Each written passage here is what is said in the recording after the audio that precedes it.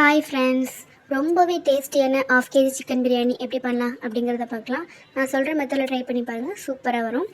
3 பெரிய வெங்காயம், 4 தக்காளி, 3 பச்சை மிளகா, 1 கை புதினா, 1 கை கொத்தமல்லி, half KG chicken, half KG சீரக சம்பா ரைஸ் நல்லா அலசி தண்ணியில் ஊற வச்சிருச்சு.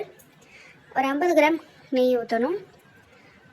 அடுப்பில் சட்டி வச்சு ஒரு 4 டேபிள் ஸ்பூன் ரீஃபைண்ட் ஆயில், 3 பெரிய வெங்காயத்தை போட்டு நல்லா ப்ரௌன் ஆகிற வரைக்கும் நல்லா வதக்கணும். வெங்காயத்தை நல்லா வதக்கினா தான் கலர் கொடுக்கும். நல்லா வதக்கினதுக்கப்புறம் 1 tablespoon chilli powder add பண்ணியாச்சு. அதுக்கப்புறம் அதில் 1 கப் தயிர் ஊற்றணும். அதையும் வதக்கிட்டு 2 டேபிள் ஸ்பூன் இஞ்சி பூண்டு பேஸ்ட்டு ஆட் பண்ணி நல்லா பச்சை வாடை போகிற அளவுக்கு நல்லா வதக்கணும். அதுக்கப்புறமா அதில் 4 தக்காளி, 3 பச்சை மிளகாயும் சேர்த்து அதையுமே நல்லா வதக்கணும். நல்லா குக் ஆகிற அளவுக்கு வதக்கினதுக்கப்புறமா அதில் கொஞ்சம் உப்பு போட்டிங்கன்னா நல்லா குக் ஆகிடும். ஸோ அதையும் நல்லா வதக்கினதுக்கப்புறமா அது கூட கொத்தமல்லி புதினாவையும் ஆட் பண்ணி அதையும் நல்லா வதக்கிடணும். எண்ணெயிலே எல்லாமே நல்லா வதக்கிட்டிங்கன்னா அதோடய ஃப்ளேவர் ஃபுல்லாக சூப்பராக இறங்கிடும். அது கூட சிக்கனை ஆட் பண்ணி அதையுமே நல்லா எண்ணெயில் வதக்கிட்டு 3 டேபிள் ஸ்பூன் பிரியாணி பவுடர் போடணும். பிரியாணி பவுடர் ரெசிபி வேணும்னா கீழே கமெண்ட் பண்ணுங்கள், நான் ரெசிபி ஷேர் பண்ணுறேன். அதையுமே நல்லா வதக்கினதுக்கப்புறம் இப்போ எனக்கு 1/2 கப் ரைஸ் எடுத்தேன்னா நான் 1 கப் தண்ணி ஊற்றணும். எனக்கு இதில் 1/2 கப் ரைஸ் இருந்துச்சு, நான் 1 கப் தண்ணி ஊற்றிருக்கேன். நீங்கள் எதில் எடுக்கிறீங்களோ அதை விட 1க்கு 2 அப்படிங்கிற இதில் நீங்கள் தண்ணி வச்சிங்கன்னா கரெக்டாக இருக்கும். ஸோ இந்த தண்ணி நல்லா கொதிச்சதுக்கப்புறமா தான் இதில் ரைஸ் ஆட் பண்ணணும். தண்ணி கொதிக்கும் போதே சிக்கன் பாதி வெந்துடும்.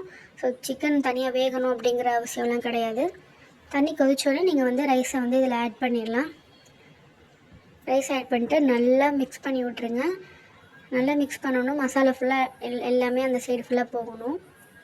அது கூடவே ஒரு லெமனை புழிஞ்சு ஆட் பண்ணியிருக்கேன். நல்லா மிக்ஸ் பண்ணி தண்ணி வற்றினதுக்கப்புறமா மேலே கொஞ்சம் நெய் ஊற்றி நல்லா மிக்ஸ் பண்ணுங்கள். தண்ணி ஃபுல்லாக வற்றினதுக்கப்புறமா மூடி போட்டு மேலே ஒரு வெயிட் வச்சு தம்மில் 1/2 hour விட்டுறணும். 1/2 hourக்கு அப்புறம் ஓப்பன் பண்ணி பார்த்திங்கன்னா ரொம்பவே டேஸ்டியான சிக்கன் பிரியாணி ரெடி ஆயிரும்.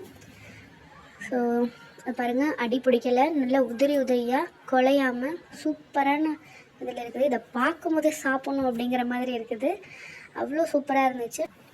நான் சொன்ன மெத்தடில் நீங்கள் இந்த பிரியாணி ட்ரை பண்ணி பார்த்தீங்கன்னா குலையாமல் உதிரி உதிரியாக ரொம்ப டேஸ்டியான பிரியாணி அவங்களாலே செய்ய முடியும். ஸோ ட்ரை பண்ணி பார்த்துட்டு எப்படி இருக்குன்னு கமெண்ட் பண்ணுங்கள். பாருங்கள், எடுக்கும்போதே அது அவ்வளோ சாஃப்ட், அவ்வளோ குக்காக இருக்குது. கறியெல்லாம் அவ்வளோ சாஃப்டாக குக்காக இருந்துச்சு. டேஸ்ட் அல்டிமேட்டாக இருந்துச்சு. ட்ரை பண்ணி பார்த்துட்டு எப்படி இருக்குன்னு கமெண்ட் பண்ணுங்கள்.